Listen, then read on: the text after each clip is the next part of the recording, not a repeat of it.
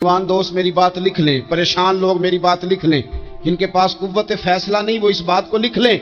हजरत अब्दुल्ला इब्न अब्बास फरमाते हैं मेरे नबी पाक अलैहिस्सलाम ने मुझसे फरमाया था, अब्दुल्ला सुन, अगर सारी दुनिया मिल के तेरा कोई नफा करना चाहे कर नहीं सकती जब तक मेरे रब की रजा ना हो। और फरमाया सारी दुनिया मिल के तेरा कुछ बिगाड़ना चाहे तो अब्दुल्ला बिगाड़ नहीं सकती जब तक रब करीम की हिकमत का तकाजा ना हो।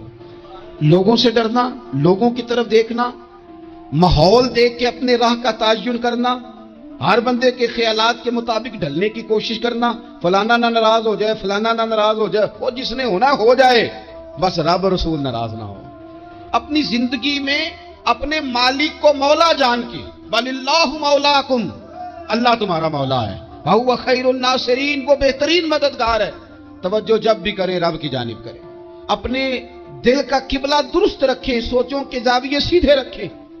हजरत मरियम रज़ियल्लाहु ताला अन्हा पाकबाज थी, मस्जिद में रही थी, पर मालिक की हिकमत के तकाजे बड़े अजीब है ना। फिर जनाब मरियम को अल्लाह ताला ने बगैर शौहर के औलाद अता कर दी। ये बात ही ऐसी थी। ओ किसी ने कहा था कि मखलूक तो फनकार है इस दर्जा के पल भर में, संगे दरे काबा से भी असनाम तराशे, तुम कौन हो क्या चीज है दागे कबाबी। लोगों ने तो मरियम पे भी इल्जाम तराशे। तो लोगों ने कहा किधर से ले आई बच्चा, तेरा बाप तो ऐसा नहीं था, कहां से ले आई। अल्लाह करे मैं आपको समझा सकूं, जरा अपने आप को वहां खड़ा करें कि एक पाकबाज औरत, पाक बाप की बेटी, तैयब मां की बेटी और अल्लाह के घर में परवरिश पाने वाली खातून, एक वो वक्त और एक ये वक्त कि उस औरत को कटहरे में खड़ा करके पूछा जा रहा है कि माज़अल्लाह तेरी गोद में बच्चा जायज नहीं है, कहां से लाई है। अब खुद से सफाइयां बंदा कितनी को दे, कितनी को वजाहतें करे। और मैंने तो अपनी जिंदगी में देखा है, ज्यादा वजाहत देने वाले को भी लोग झूठा समझने लग जाते हैं। ज्यादा वजाहत देने पर भी लोग कमजोरी का इजहार समझते हैं कि कमजोर पड़ गया। आप सुलह की कोशिश करते हैं, सामने वाला बुज़दिल समझ लेता है। ज्यादा वजाहतें भी कमजोर कर देती। अब हजरत मरियम को कटहरे में खड़ा करके कहा बच्चा किसका है, तो फिर खुदा बंदोबस्त जब करे, अल्लाह जब मददगार हो, तो फिर हजरत मरियम की गवाही दरख्तों से नहीं दिलवाई, उसने पत्तों से नहीं दिलवाई, फिर फरिश्ते नहीं भेजे। हजरत मरियम कहने लगी मुझसे ना पूछो, वो जो पंगूड़े में है उसी से पूछ लो, उनसे पूछो ना, वो कौन है पूछ लो, उनसे कर लो सवाल। उन्होंने कहा पंगूड़े में चंद दिनों का बच्चा, ये जवाब देगा। मददगार था रब, उनकी बरात का ऐलान करना था मालिक ने। और जब मालिक ऐलान कर दे, जब मालिक तेरी सफाई देना चाहे, जब मालिक तुझे दुनिया के सामने निखारना चाहे, तो पंगूड़े में लेटे हजरत ईसा बोल के कहने लगे इन्नी अब्दुल्ला आतानियल किताबा, फरमाया मैं अल्लाह का बंदा हूं, रब ने मुझे किताब अता करके नबी बना के दुनिया में भेजा है। मैं अल्लाह का बंदा हूं, किताब लेके आया हूं, नबी बन के आया। फिर पंगूड़े से ऐलान हो गया, फिर बच्चा बोल पड़ा। और ये एक दफा नहीं बात हुई, ये बनी इसराइल में एक जुरैज नाम के शख्स भी थे जो नमाज पढ़ रहे थे। बाज ने लिखा है नफल नमाज थी, अम्मा ने पुकारा तो आए नहीं, तो मां के मुंह से निकल गया तू इतनी देर तक मरेगा नहीं जब तक किसी बेहया औरत का मुंह ना देख ले। तो वो इबादत गुजार थे, लेकिन लोगों ने उनकी इबादत, रियाजत, परहेजगारी को नहीं देखा। बस एक औरत को भेज के इल्जाम लगवा दिया। वो औरत आया जाया करती थी, अब आ जाती हैं औरतें, मसला पूछने की नीयत से भी आ जाती हैं। माहौल में कुछ जगह ऐसी भी हैं जहां औरतें दम कराने के बहाने आ जाती हैं। वो खातून आती जाती थी, उस खानकाह पे, आस्ताने पे, ये बुखारी में मौजूद है, पर उसने कहा मेरी गोद में जो बच्चा है ये इन्हीं का है। मुझे बताएं कैसे बंदा वजाहत दे। हालात खराब हो गए, लोग कुटिया जलाने लगे, माहौल और तरह का बन गया। मेरे नबी पाक अलैहिस्सलाम फरमाते हैं फिर उस रब के बंदे ने कहा मालिक तो करीम है, तेरी मशीयत का तकाजा आया जो मेरी मां ने जुमले बोले थे, पर अब मैं वजाहत देने के काबिल नहीं रहा, अब तू ही करम करेगा तो दरवाजा खुलेगा। तो वो चंद दिनों का बच्चा पंगूड़े में बोल के कहने लगा मैं इस दरवेश का नहीं, मैं तो फलाने चरवाहे का बच्चा हूं, वो जो बकरियां चराता है। रब की मदद को पुकारें, अपने साथ अपने मालिक की मदद को शामिल करें, थोड़े रिस्क पर भी गुजारा अच्छा होने लग जाएगा। सारे लोग आपको गिराने की तदबीरें कर रहे होंगे और मालिक आपको इज्जतें अता फरमा देगा, उसकी बारगाह से हिकमत का तकाजा और हो जाएगा। ہم نے ساری زندگی لوگوں کو راضی کرنے میں گزار دی۔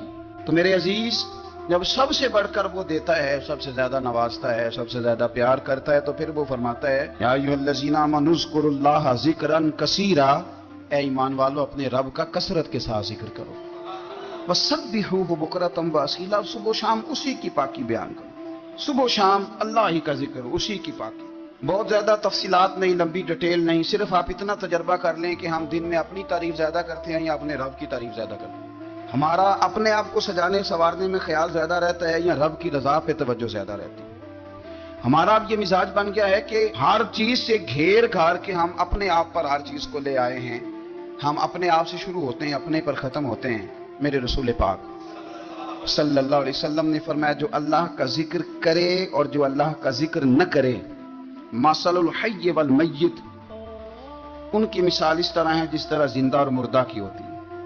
گویا ذکر کرنے والا زندہ ہے، نہ کرنے والا مردہ ہے۔ کہ جس نے سارا دن رب کو یاد ہی نہیں کیا، اس کو سارا دن خیال ہی نہیں آیا۔ آپ کہیں سفر پہ نکلے ہوں، کہیں آپ دور گئے ہوں نا، تو آپ کو خیال آتا ہے یار صبح کی میں نے گھر ہی بات نہیں کی، صبح سے میں نے آج گھر فون نہیں کیا، کوئی رابطہ نہیں کیا، کوئی معلومات نہیں کی۔ گھر میں سے کوئی سفر پہ ہو، ایک تو یہ کہ آپ گئے ہوں اور ایک یہ کہ کوئی گھر میں سے گیا ہو، تو دن میں اسے فون کر کے پوچھنے کہاں پہنچے ہو، جس کام گئے تو اس کا کیا بنا، خیال آتا ہے۔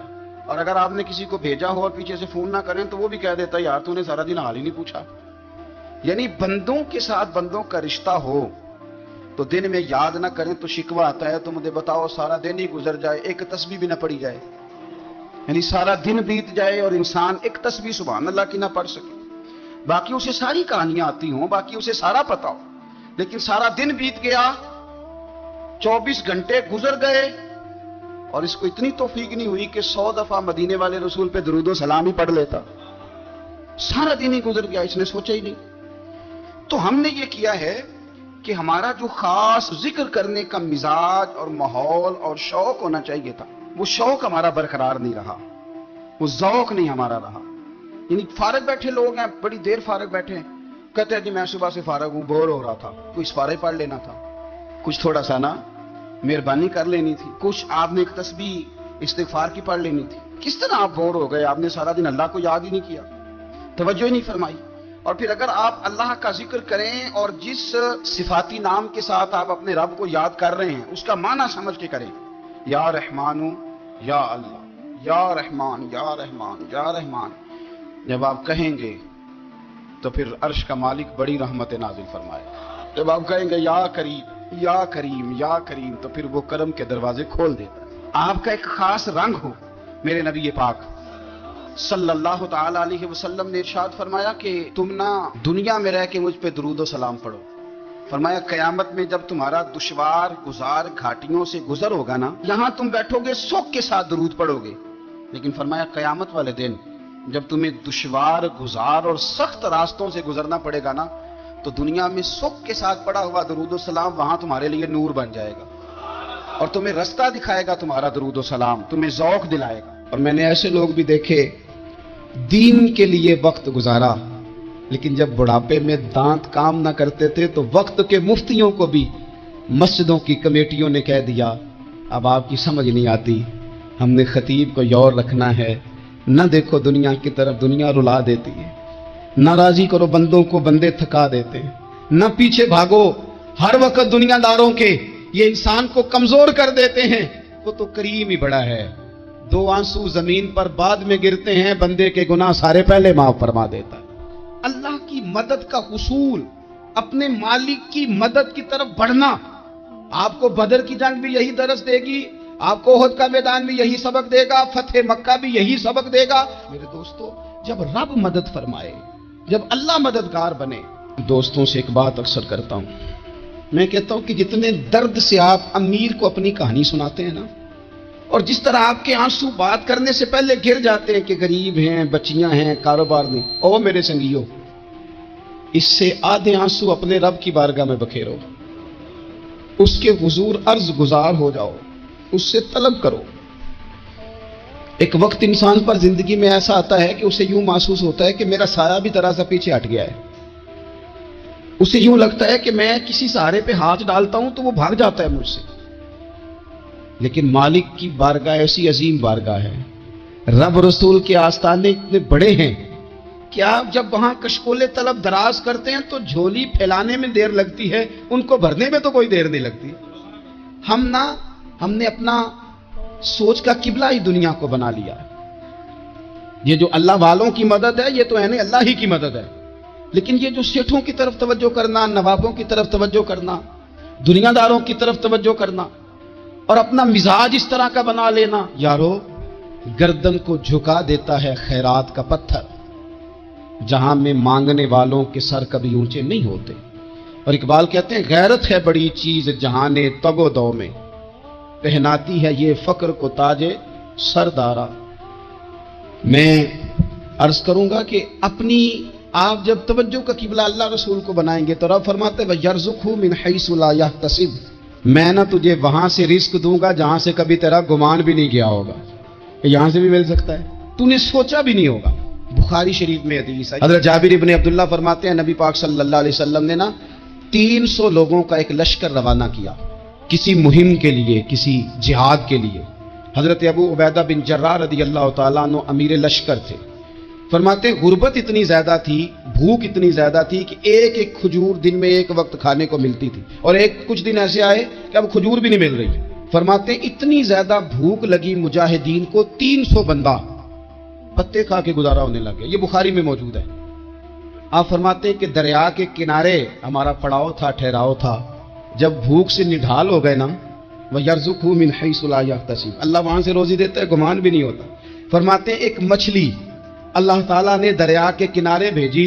फरमाते हैं, वो थी तो मछली पर पहाड़ जितनी थी।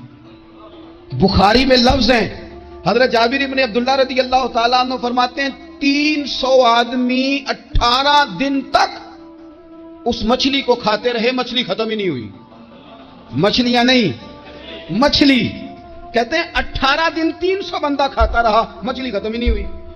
और फरमाते हैं कि उसकी हड्डी निकाल के, कांटा कहेंगे आप अपनी जुबान में, कहते हैं वो निकाल के ना तो उसको खड़ा किया ना जब, तो ऊंट कजावे समेत उसके बीच से गुजर जाता था, 2 उसके कांटे जोड़े।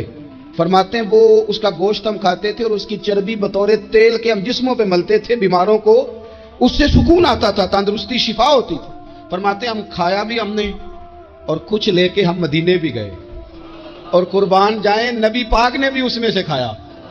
हमने अर्ज की, हुजूर ये मुअम्मा क्या है, ये माजरा क्या है? तो महबूब ने फरमाया, तुम्हारे पास ग़िज़ा नहीं थी, रब ने तुम्हारे लिए बंदोबस्त किया है, अल्लाह ने तुम्हें दिया है। मकान शुरू कर लिया एक साहब ने, वो मकान बनाने लगे। आप वो हिसाब लगा रहे हैं, कहते हैं मेरे पास इतने पैसे हैं, इतने मैंने फलाने दोस्त से कहने उसने दे देने, इतने फलाने रिश्तेदार से कहना उसने दे देने, इतने फलाने से कहना उसने दे देने। ये सारी कापी बना के मकान शुरू कर लिया।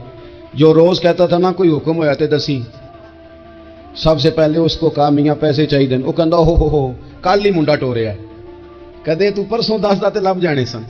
मैं आपको अपने तजर्बे की बात बता रहा हूं। जिन लोगों का ख्याल होता है ना कि आप स्टार्ट करें फलाना काम, हम आपके साथ हैं, अल्लाह का ही कोई निजाम है, वो बिल्कुल भी नहीं साथ होते। लेकिन ऐसा नहीं है कि कोई साथ नहीं होता, अल्लाह ताला बड़े असबाब पैदा करता है, वहां से देता है जहां से गुमान भी। हमारा ये ज़हन बन जाता है, हम सारी अपने हिसाब से चलते, इतने रिश्तेदारों से, इतने, कौन आपके साथ चलेगा, सवाल ही नहीं पैदा होता। ये सारे काम छोड़ के सबसे पहले 2 रखते पड़ो, अपने रब की बारगाह में, रसूल कायनात की बारगाह में गुजारिशात और इस्तिगासे पेश करो, वहां से खैर तलब करो। दुनियादार क्या देंगे, क्या दे सकते हैं, क्या हैसियत होती है किसी। अल्लाह कहता है वहां से दूंगा। तो जो अल्लाह माल दे वो लेना चाहिए कि रिश्तेदारों का माल देखना चाहिए? जो अल्लाह दे वो लेना चाहिए कि सेठों नवाबों की जेबें देखनी चाहिए? जो अल्लाह दे वो कबूल करना चाहिए या देखना चाहिए कौन सा आदमी कहां पहुंच गया? छोड़ो, अपनी मट्टी पे चलने का सलीका सीखो। किसी के संगे मरमर पे चलोगे तो फिसल जाओगे, फिसल जा। इस पर एक और बात अर्ज कर दूं, सही बुखारी से, मुस्लिम से एक और बात। कुछ चीजें ऐसी हैं जिनसे अल्लाह की मदद आती है, मदद मिलती है। एक चीज उनमें से ऐसी है जिससे बहुत मदद नाज़िल होती है, वो है कि जब रब आपको देना तो फिर आप भी उसके रास्ते में दें, फिर मदद आती है, फिर और आता है। बुखारी मुस्लिम में हदीस है, ये ज्यादा ही तवज्जो तलब अमर है, इस पर आप गौर करेंगे। हजरत अबू हुरैरा फरमाते हैं कि नबी पाक अलैहिस्सलाम ने फरमाया, एक शख्स ने बादलों के अंदर से आवाज सुनी कि फलां आदमी का खेत और बाग खुश्क हो गया है, वहां बरसो। اور اس کے کھیت کو سیراب کرو. تو بڑا حیران ہوا کہ بادل سے آواز آ رہی. پھر اس نے دیکھا کہ ایک پہاڑی پر بارش ہوئی, وہ بادل وہاں برسا, پھر نالیوں سے ہوتا ہوا پانی ایک طرف چلا. تو جس نے آواز سنی تھی حضور بیان کر رہے ہیں, وہ بھی پیچھے پیچھے چلا کہ پانی کدھر جا رہا ہے. اس نے جا کے دیکھا کہ ایک مقام پہ ایک باغ کو وہ پانی لگ رہا ہے اور ایک آدمی وہ پانی لگا رہا ہے. اس نے اس سے پوچھا تیرا نام کیا ہے؟ اس نے کہا کیوں؟ کہنے لگا بتا نا. اس نے نام بتایا تو کہنے لگا یہی تو وہ نام ہے جو میں نے بادلوں کے اندر سے سنا ہے کہ فلاں کے کھیت کو پانی دے دو. اس نے کہا یار تو کیا عمل کرتا ہے کہ اسپیشل تیرے لیے بارش برسے؟ یہ بخاری پڑھ رہا ہوں, سیاستہ سے حدیث عرض کر رہا ہوں.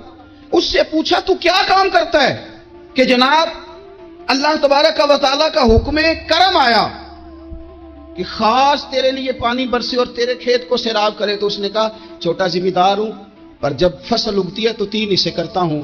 ایک حصہ اپنے بال بچوں پہ, بہن بھائیوں پہ خرچ کرتا ہوں, ایک حصہ پورا, اور ایک حصہ دوبارہ کاشتکاری پہ لگاتا ہوں, اور تیسرا حصہ خالص میں نے مسکینوں, یتیموں اور غریبوں کے لیے رکھا ہوا.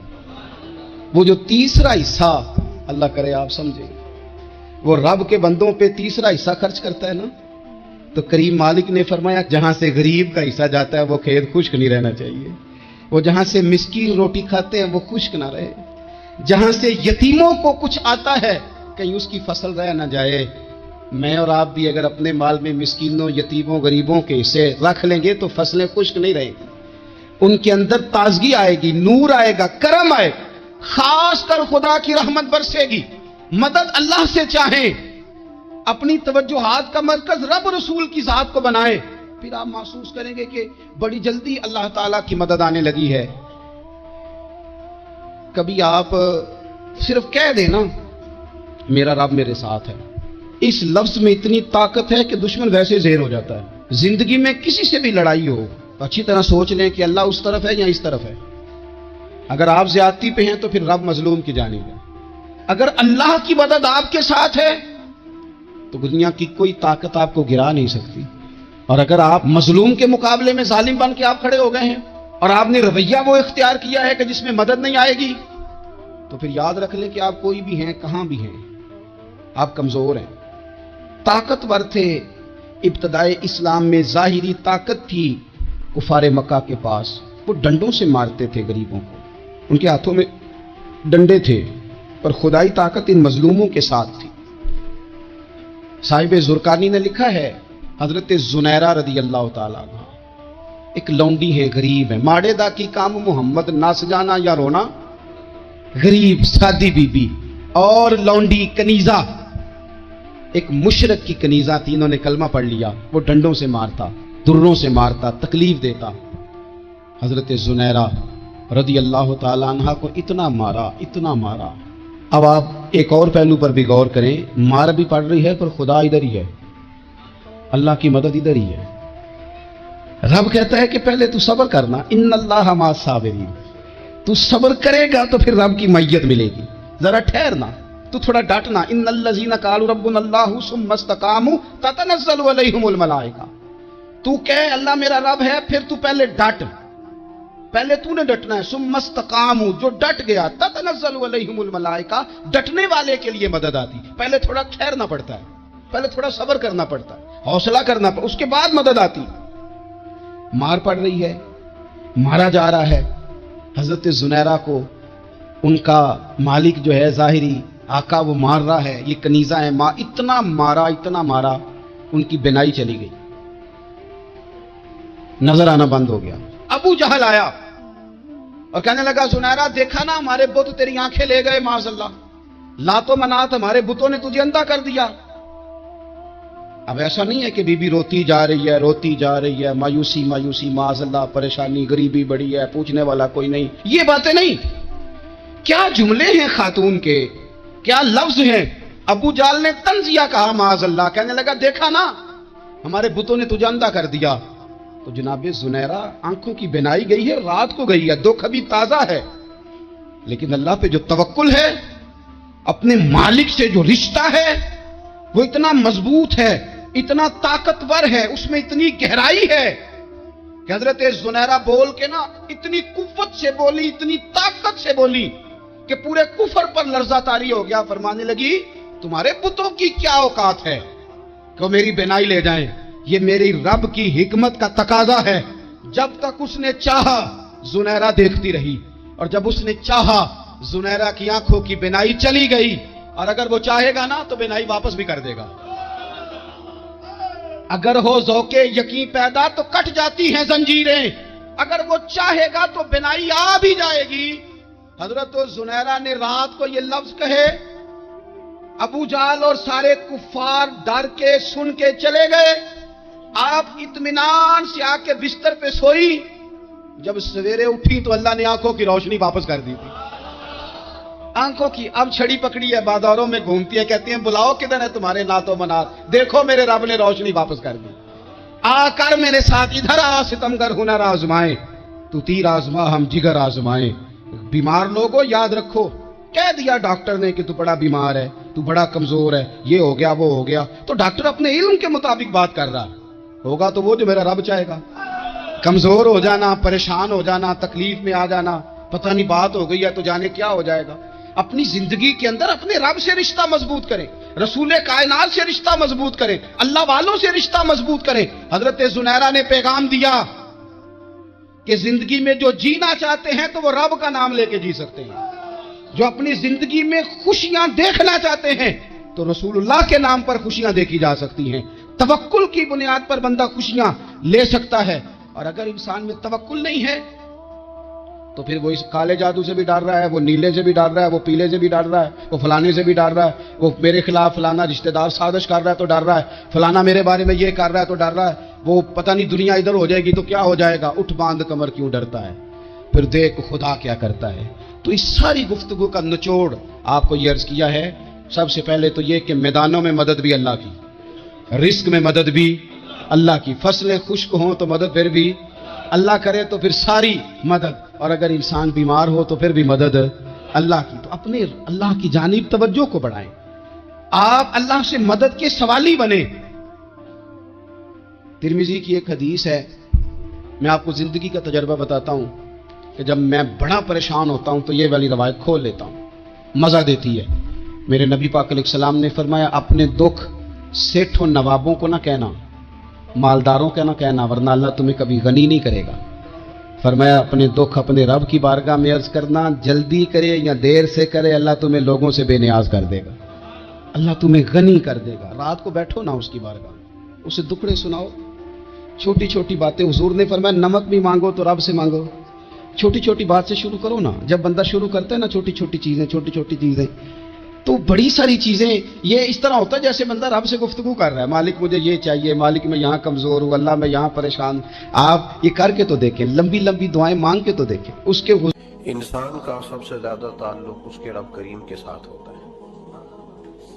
अल्लाह तबारक व तआला की तरफ से उसे नेमतें मिलती हैं, रब करीम की तरफ से उस पर अताएं होती हैं। अल्लाह की तरफ से वो आया है और वापस अल्लाह ही की तरफ लौट जाएगा। इब्तदा भी मालिक करीम की ज़ात है और इंतहा भी उसी रब करीम की ज़ात है। इंसान दुनिया में जितने भी पेचो-ताप करता है, जितनी भी दुनियादारी करता है और जितने भी मामलात में वो वक्त गुजारता है, वो सारे आर्जी हैं, वक्ती हैं। और बहुत सारी चीजें तो सिर्फ और सिर्फ धोखा है और धोखे के सिवा कुछ भी नहीं। अगर इसका ये जहन बन जाए कि मैंने अपने ताल्लुकात को, अपने मामलात को अपने रब के साथ सही रखना है, तो जब अल्लाह के साथ इसके मामलात ठीक होते हैं तो बंदों के साथ खुद ब खुद ही ठीक हो जाते हैं। अगर खशियत इलाही पैदा होती है, खौफ खुदा इसे नसीब हो जाता है, और अगर अल्लाह तबारक व तआला का कुर्ब इसे मुयस्सर आता है, उस रास्ते का ये सफर शुरू कर देता है, तो बंदों के साथ तो मामलात वैसे ठीक हो जाते हैं।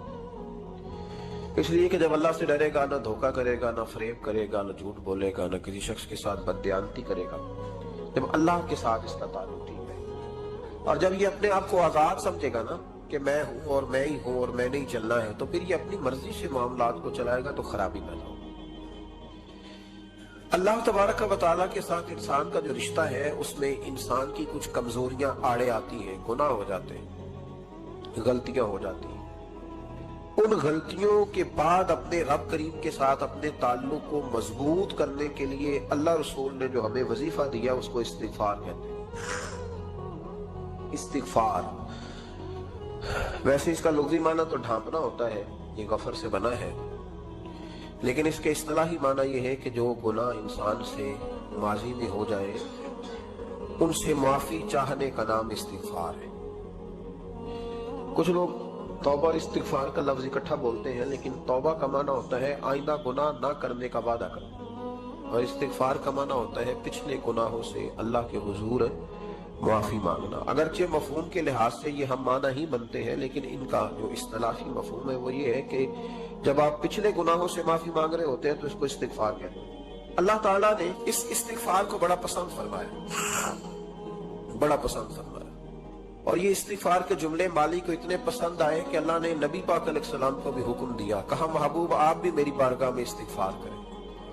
اگرچہ حضور کا استغفار اس معنی میں نہیں ہے، بلکہ نبی پاک کا استغفار تو بلندی درجات کا معاملہ ہے، چونکہ استغفار خود ایک عبادت ہے، تو یہ عبادت کرنے کا اللہ نے اپنے محبوب کو بھی ارشاد فرمایا۔ جب فتح مکہ ہوئی تو فرمایا اذا جاء نصر اللہ والفتح، جب اللہ کی مدد آئی تو پھر فتح نصیب ہوئی، ورأیت الناس يدخلون فی دین اللہ افواجا، تو پھر آپ دیکھیں گے لوگ فوجوں کی فوجیں دین میں داخل ہو گئے۔ لوگ پہلے ایک ایک دو کر کے آیا کرتے تھے، تو اب فوجوں کی فوجیں آ رہی ہیں، تو یا اللہ ہم کیا کریں؟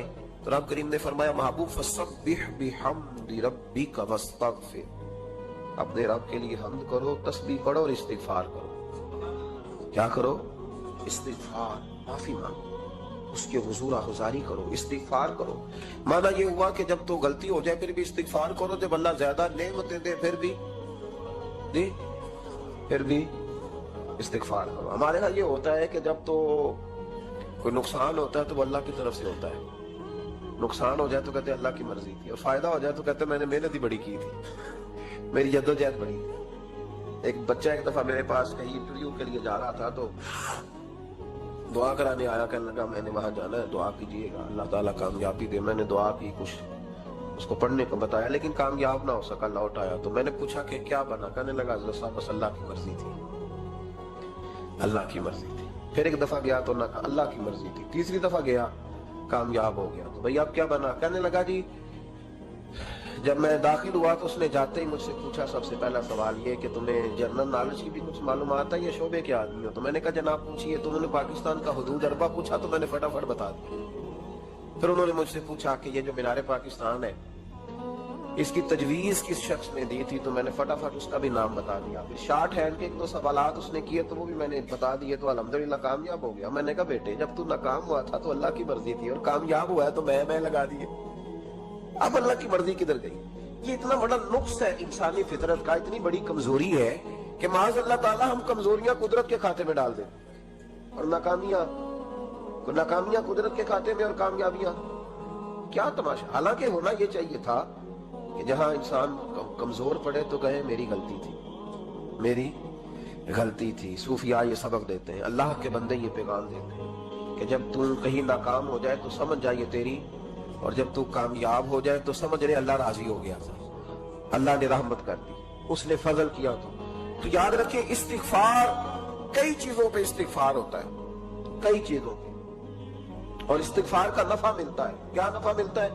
وہ سورہ نوح کی آیت نمبر 10، 11 اور 12 میں اللہ نے بیان فرمایا کہ استغفار صرف گناہ سے معافی چاہنے کا نام نہیں، بلکہ استغفار کا تمہیں فائدہ ملے گا۔ کیا؟ رب فرماتے ہیں فَقُلْ تُسْتَغْفِرُوا رَبَّكُمْ۔ جب حضرت نوح کی قوم قحط کا شکار ہو گئی، آزمائشیں آ گئی، تو آ کے حضرت نوح سے کہنے لگے اب ہم کیا کریں؟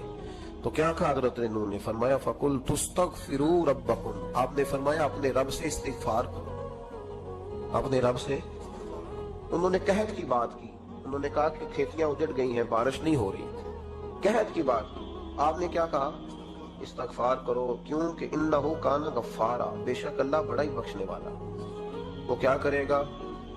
یرسل السماء علیکم مدرارا، وہ تم پر موسلا دار بارش برسائے گا۔ جب تم استغفار کرو گے تو اللہ موسلا دار بارش برسائے گا، ویمددکم، اور وہ تمہاری مدد کرے گا۔ استغفار کرنے والے کی اللہ کیسے مدد کرے گا؟ بِأَمْوَالٍ وَبَنِينَ، تمہیں مال بھی عطا کرے گا اور بیٹے بھی عطا کرے گا، بارش بھی دے گا استغفار کرنے والے کو، اور مال اور اولاد سے اس کی مدد بھی کرے گا۔ وَيَجْعَلْ لَكُمْ جَنَّةٍ وَيَجْعَلْ لَكُمْ أَنْهَارًا، اللہ تمہیں جنت بھی عطا کرے گا، تمہیں نہریں بھی عطا فرمائے گا، تمہارے لیے جنت بھی بنائے گا، انہار بھی بنائے گا۔ तौबा का, इस्तिगफार का तुम्हें ये फायदा मिलेगा।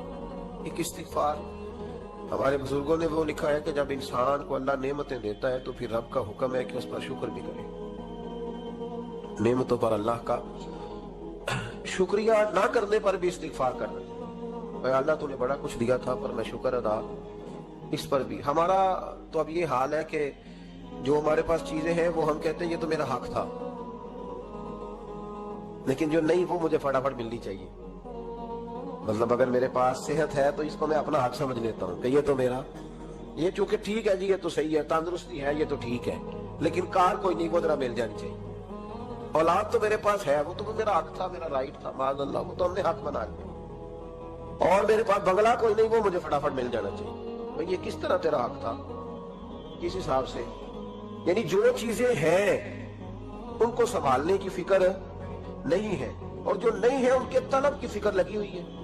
शुक्र नेमत को महफूज कर देता है, शुक्र नेमत को महफूज कर देता है, और नाशुक्री नेमत को लाइन शकरतुम लाज़ीदन्नकुम व लाइन कफरतुम इन्न अज़ाबी लशदीद।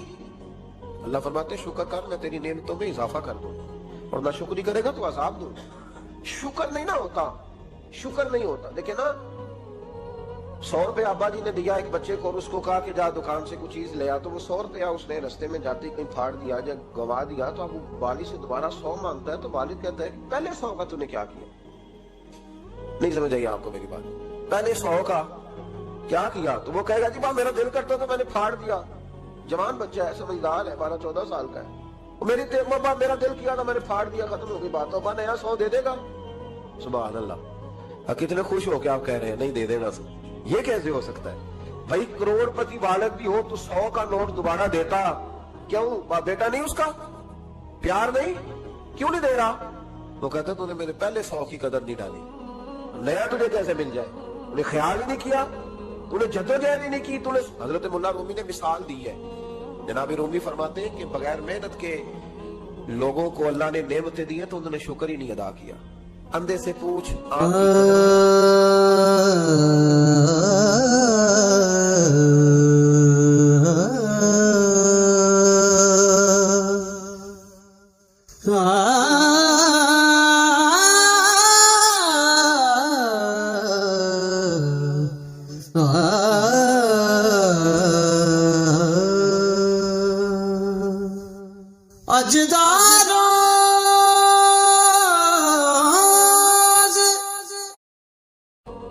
पूछ अंधे से, पूछ माजूर से कि टांगों पे चलना कितनी बड़ी नेमत है। कभी पूछ उससे जिसका मकान तो एक कनाल में है पर रोने वाला बच्चा कोई भी नहीं। पूछ उससे जिसकी जेबें दौलतों से भरी हुई है पर कोई नहीं कहता कि अब्बा 10 रुपए देना। पूछ ये कितनी बड़ी तकलीफ है। हजरत रूमी ने लिखा है, तो फरमाते हैं कि एक वालिद था, उसने बड़ी दौलत कमाई थी, तो उसका बेटा बेदरेगी उड़ाता रहता था। कभी इधर पैसे भगा दिए, कमाए नहीं थे ना, मेहनत नहीं ना की थी, कमाए नहीं थे। वालिद बड़ा समझाता था पर समझ नहीं आती थी। लेकिन उसके अब्बा के ज़हन में एक बात आई, वो कहने लगा बेटे यार मैं कंगाल हो गया हूँ, अचानक हालात खराब हो गए, एक आना मुझे चाहिए, दवाई खरीदनी है, कहीं से लेके आओ। उसने कहा अब्बा मसला ही कोई नहीं, यार ही बड़े हैं, बहुत सारे लोगों के साथ रात में जाता हूँ रोटी खाने होटल में, कई हैं जो मेरा इंतजार कर रहे होते हैं, फेसबुक वाले और जनाब वो सेल्फी वाले, बड़े सारे हैं जो कहते हैं तेरे बगैर गुजारा ही नहीं, बड़े हैं जो रोज सवेरे उठ के पहले मुझे अस्सलाम वालेकुम का मैसेज करते हैं, फिर उसके बाद किसी और से, बड़े हैं, कोई मसला ही नहीं। एक के पास गया, एक आना चाहिए, उसने दे दिया, ला के अब्बा को दिया, तो अब्बा घर के अंदर जो अमीर लोग होते थे घर में कुआं खुदवा लेते थे। अब्बा कुएं के किनारे बैठा था, जब बेटे ने आना ला के रखा तो उसने पानी में फेंक दिया। अगली सुबह फिर कहा बेटे एक आने की जरूरत है, दवा खरीदनी है। उसने कहा मिल जाएगा। 2, 4, 5 दोस्त अभी हैं बड़े मालदार, उनसे जाके कहा, एक से आना लाया, अब्बे ने फिर फेंक दिया, तीसरे दिन भी फेंक दिया, चौथे दिन भी, यार अब खत्म हो गए। कुछ आहिस्ता आहिस्ता दोस्तों को पता चल गया कि कंगाल हो गया है, खबर फैल जाती है ना, अब भूखा हो गया। अब आहिस्ता आहिस्ता मोबाइल बंद होने लगे, आहिस्ता आहिस्ता जो है वो नंबर ब्लॉक होने लगा, हालात बिगड़ गए। अब जब उसे पता था कि यार तो अब दरवाजा खटखटाता हूँ तो कहते हैं कि उसे कह दो मैं घर नहीं, अब्बा ने तो आना मांगना है और मैं बेदरेग दौलत अब्बा की उड़ाता रहूं, अब ये भी नहीं कह सकता कि मुझे देता कोई नहीं। शहर से बाहर निकल गया, सारा दिन मजदूरी की, जद्दोजहद की, कभी काम किया नहीं था, हाथों पे छाले पड़ गए। बड़ा मुश्किल होता है जिन लोगों ने काम ना किया हो उन्हें करना पड़ जाए। तकलीफ का शिकार होके एक आना कमाया, शाम को लाके वालिद की हथेली पे रखा तो उसने फेंका ना जब कुएं में तो चीख पड़ा, कहने लगा अब्बा जी आप सियाने प्यारे बंदे हैं, मैं रोज पैसे ला के देता हूँ, कुएं में फेंक देते हो, को करने वाली बात करो, नहीं दवाई खानी तो ना खाओ, जाया क्यों करते हो। बेटे को बाप ने थपकी दे के बिठा लिया, उसने कहा बेटा मैंने पहले दिन तो नहीं फेंका, तो 7वां दिन मैं रोज फेंकता हूँ, आज तेरी चीखें क्यों निकली। कहने लगा अब्बा पहले उधार के थे आज मजदूरी के हैं। नहीं समझ आई बात, पहले बोलिए और आज मेरी मेहनत है, मजदूरी है, जद्दोजहद है। तो वालिद कहने लगा बेटे यही मैं तुझे समझाना चाहता था, वो मेरे भी मेहनत के हैं जो तुझे रोज यारों को खिलाता है, तो मैंने बड़ी जद्दोजहद से जमा की है, मैं कंगाल नहीं हुआ, सिर्फ तुझे समझाना था। ओ भाई ये आंखें तेरी मेहनत की नहीं ना, इसलिए तू शुक्र नहीं अदा करता। ये वजूद, ये टांगे, ये शऊर, ये तेरी जद्दोजहद का नहीं। जो अकल की दौलत अल्लाह ने दिया है ना, ये तेरी मेहनत की नहीं। अगर मेहनत की होती तो तू सजदे में पड़ा रहता, तू ख्याल करता। अल्लाह ने आंखें दी है कुरान देखने के लिए, जब वो किसी गंदी चीज को देखता है तो नाशुक्री करता है, जब गलत तरफ उठाता है ये चीजें तो नाशुक्री करता है। साहिबो याद रखना और इस पर जरूर गौर करना कि जब नेमतों का शुक्र अदा न किया जाए तो फिर हमें इस्तिगफार का हुक्म दिया गया। फिर क्या करना है हमने? इस्तिगफार का, या अल्लाह हम तेरी नेमतों का शुक्र अदा नहीं कर सके तो हमें माफ फरमा दे, तो हमसे दरगुजर फरमा, माफ फरमा। एक इस्तिगफार इस बात का है कि देखे ना, ये रसूल पाक अलैहिस्सलाम का फरमान, ये हदीस इमाम राजी ने लिखी है। नबी पाक की फरमान के लिहाज से जो चीज हमारे सामने आए उस पर हमारी आंखें भी खुल जानी चाहिए, दिल भी खुल जाना चाहिए कि कोई खास ही बात थी जो हुजूर ने बयान फरमाई सल्लल्लाहु अलैहि वसल्लम। सरकार दो आलम अलैहिस्सलाम ने फरमाया एक आदमी ने 500 साल बगैर रियाकारी के अल्लाह की इबादत की। कितने साल? ये 5 साल नहीं होती बगैर रियाकारी की। तहज्जुद पढ़ने वाला जब तक 6 लोगों को बता रहा ना तहज्जुद पढ़ी है, उतनी देर तो तहज्जुद आगे बढ़ती नहीं, कम से कम 6 बंदों को पता होना चाहिए। और मेरे जैसे हाजी नमाजियों का तो दिल करता है कि वजीफे पे बंदा रखा जाए जो तारीफे करे सुबह शाम। भाई साहब की क्या बात है, हजरत साहब की वजीफा देंगे उसको महीने का, वो तारीफ करे खोल के, कहे आपकी बड़ी बात। ये मर्ज है, तारीफ सुनना ना ये बीमारी है, इसने झूठ को जन्म दिया, बहुत बड़ा मर्ज है। हजरत सादी ने इस पर बहुत बड़े मकालाजात लिखे और फरमाते हैं ये मर्ज कुछ लोगों में बहुत ज्यादा होता है।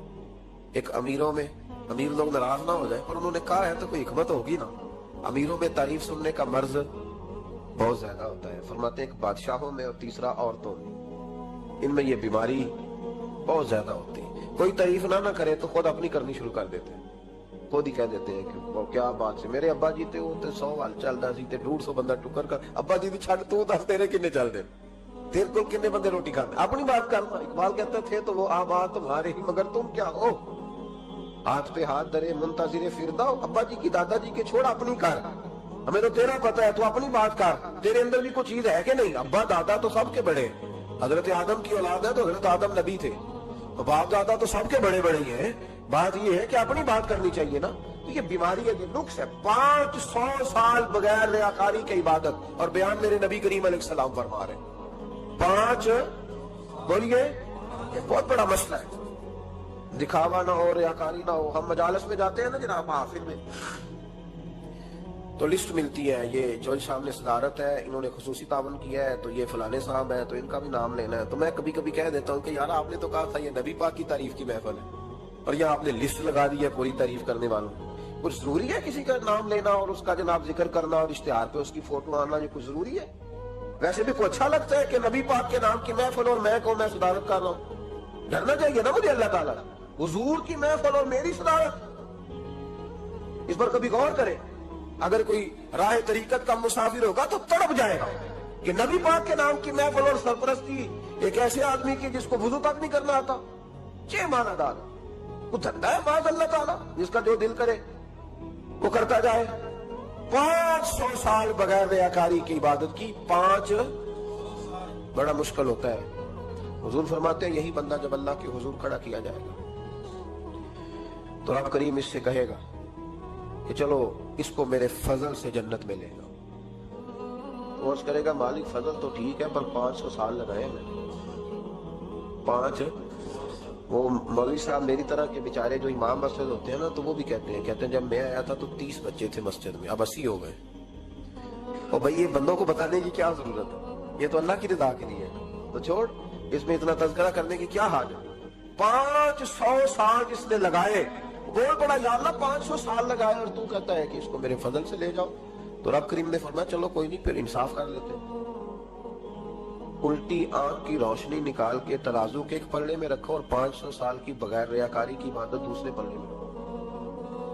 کبھی اس مریض سے پوچھنا جس کو ڈاکٹر کہہ دیتا ہے کہ تیری آنکھ کا علاج نہیں ہو سکتا. بے بس ہوتے ہیں ڈاکٹر، جواب دے جاتا ہے شعور. پوچھ کبھی اس شخص سے، وہ کہتے ہیں بس جناب اب آپ اپنی آنکھیں موجود ہونے کے باوجود آپ دیکھ نہیں سکتے، اتنی موٹی آنکھ لگی ہوئی ہے. لیکن روشنی اللہ چاہے تو دیتا ہے، نہ چاہے تو نہیں دیتا. ایک آنکھ کی روشنی ایک پلڑے میں رکھ لو اور دوسرے میں 500 سال کی عبادت رکھ دی. اللہ اکبر. تو رب کریم نے فرمایا اب تولو. جب تولی تو وہ عبادت تھوڑی تھی اور ایک نعمت زیادہ تھی. اللہ نے فرمایا یہ تو بھائی اس کو تو 500 سال دیے تھے، یہ تو ایک نعمت کا شکر نہیں ادا کر سکا، پکڑو اس کو دوزخ میں ڈالو. ایک کر کے کیا آیا ہے؟ پکڑو جہنم میں ڈالو، اس کو لے چلو. ترمذی شریف کے لفظ ہے، نبی پاک نے ہمیں سمجھایا اور ایک جملے میں ساری بات ختم کر دی. حضور فرمانے لگے تو اللہ کی تھوڑے دیے ہوئے رزق پہ راضی ہو جا، وہ بھی تیری تھوڑی عبادت سے راضی ہو جائے گا. اور اگر تیرا پروگرام ہے نا لمبی چوڑی جائیدادوں کا، تو پھر سجدے بھی لمبے کر، پر لمبے کرنا تو بھی. یہ کیا بات ہوئی؟ یہاں جتنی دولت بڑھتی جاتی ہے عبادت سکڑتی جاتی ہے، وقت ہی نہیں، ٹائم ہی نہیں. یہ بڑھاپ ہے. تو جب دوزخ میں جانے لگا نا تو پھر خیال آیا. تو حضور فرماتے استغفار کرنے لگا، کہنے لگا اللہ میں بھول گیا تھا، اللہ مجھے غلطی لگ گئی، استغفار کر رہا. تو جب اس نے استغفار کیا تو رب کریم تو پہلے ہی بڑا قبول کرنے والا ہے. یا اللہ میں بھول گیا تھا. فرمایا چلو جو استغفار کرے اسے تو میں ویسے ہی معاف کر دیا کرتا ہوں، اسے بخش دو، اسے میرے فضل سے جنت میں لے جاؤ. پہلا استغفار. ہمارے بزرگ نے ایک مراقبہ کراتے تھے. مراقبہ ان فی خلق السماوات والارض واختلاف اللیل والنہار لأولی الالباب. مراقبہ ہوتا تھا اللہ کی نعمتوں پر غور کرنے کا نام. تو اکیلا بیٹھ، گردن جھکا اور غور کر خدا کا فضل کتنا ہے اور میری اس میں محنت کتنی، اس کا شمار کر. اس طرح کر کے 2 خانے بنا، ایک خانے میں اللہ کی نعمت رکھ اور دوسرے میں پھر اپنی محنت رکھ. اس کو کہتے ہیں مراقبہ. یہاں سے مراقبہ سٹارٹ ہوتا ہے. اور اگر تو شکر ادا کر رہا ہے تو پھر ٹھیک ہے، ورنہ پھر استغفار کر، پھر اللہ کے حضور معافی مانگ، پھر اس کے حضور آہوزاری کر، پھر اس سے کہہ کہ وہ معاف کرے. ہم لوگ یہ والا مراقبہ نہیں کرتے، اس لیے جو چیز ہے وہ تو میرا حق تھا، مجھے فٹافٹ دوسری بھی چاہیے. استغفار کریں اس لیے کہ ہم شکر ادا صحیح طور پر کر سکے. اور اس کے بعد دوسرا استغفار اس وقت ہوتا ہے اللہ اکبر کہ جب انسان باشعور زیادہ ہو پر بے عمل بھی اتنا ہی زیادہ ہو، اسے بھی استغفار زیادہ کرنا چاہیے. آپ میرے سمیت کسی بھی آدمی کو چھیڑیں گے نا تو دنیا اور معافی ہاں کی وہ باتیں کرے گا، لیکن جب اس کا عمل دیکھا جائے گا تو کچا سا، پلا سا، کمزور سا. یعنی ایسے لوگ ہیں جو ماں باپ کی عظمت پر 6 گھنٹے تقریر کر سکتے ہیں، لیکن اگر ان کی اماں سے جا کے پوچھا جائے کہ بیٹے کا حال کیا ہے جی، تو کہتے ہیں بڑی تکلیف میں، اپنے بیٹے کے سبب سے وہ بڑی آزمائش کا شکار. بھئی تیری 6 گھنٹے کی تقریر کا معنی کیا ہوا؟ تو لفظوں کے گورکھ دھندے کا ماہر ہے. لفظ. میں ادھر گیا ہوا تھا بڑی دور پنجاب کے ایک شہر میں، تو ایک صاحب مجھے کہنے لگے کہ میری 21ویں سالانہ محفل ہے. میں نے کہا نماز پڑھتے ہیں؟ کہتے نہیں. تو میں نے کہا محفل کا کیا معنی رکھا ہوا ہے آپ؟ یہ کیا ہے؟ رسم ہے؟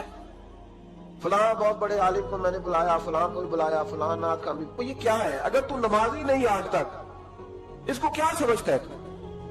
میرے بھی فلاں بزرگ سے بھی تعلقات ہیں، تو نے کیا حاصل کیا ان سے؟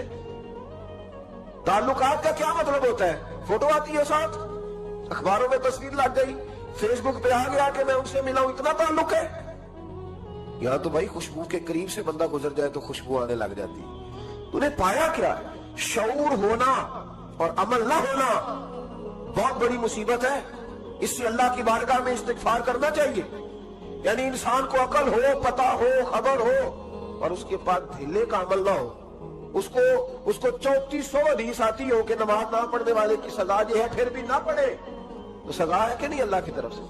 حضرت رومی رحمت اللہ علیہ فرمایا کرتے تھے بہت سارے بندوں کو اللہ سارا کچھ دیتا ہے، مسجد آنے کی توفیق نہیں دیتا. معنی یہ ہے کہ اللہ ان سے ناراض ہے.